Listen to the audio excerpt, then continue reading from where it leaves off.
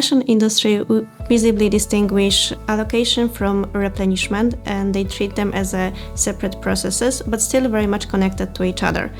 Allocation is the first store stocking, which marks out the direction for the future replenishment. Allocation would be definitely easier if all stores would be the same and all products would be sold in those stores, but it is obviously not the case, especially for the fashion retailers. Very often the store attributes differ, as well as the customer preferences, and it is based on their budget or even regional preferences.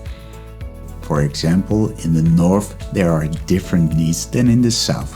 So looking at Poland, for example, if you're looking at fashion, a shirt can be having short and long sleeves. So in the north, nearby the sea, we can think about short sleeves, but that same shirt will be sold somewhere else in the south, where in the mountains, maybe with long sleeves. So there are different needs for different areas. In Occubee, what we do, we look at store categories, for example. We have the stores that are having a certain assortment, product assortment, assigned to that specific region.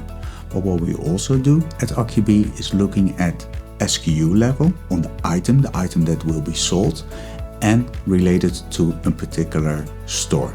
So based upon the forecasting, we will know what kind of item will most likely be sold during a certain time in that particular store. The biggest stores are allocated with the higher amount of product, with the better products, and the smallest one received only a portion of the available inventory. In Occubee, we call it self-fulfilling prophecy. It means that we have one piece, we deliver one piece, the store sells one piece, and then it keeps selling only one piece because there is no possible to sell more, even though there would be a customer ready to buy it. We are trying to look at the sales potential of that particular store. So also the sales dynamic. We are trying to be proactive. If we see that more items there's more demand for a particular item, we will follow up on this one rather than being reactive, saying, hey, one item is sold, we will replenish this one.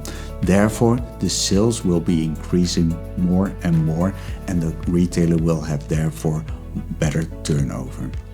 The other challenge is forecasting of new products. Every 6 months, fashion industry launch new products, and it is not possible to forecast when we don't have the historical data.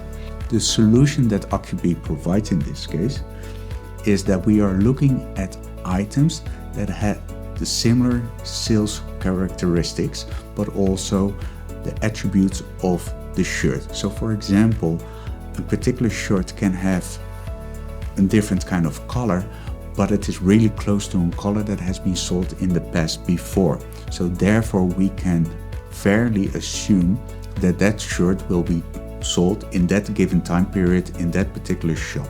So we look at the characteristics of that item so that we can therefore forecast in a proper way, and that the shirt in that store will be available at a certain given time.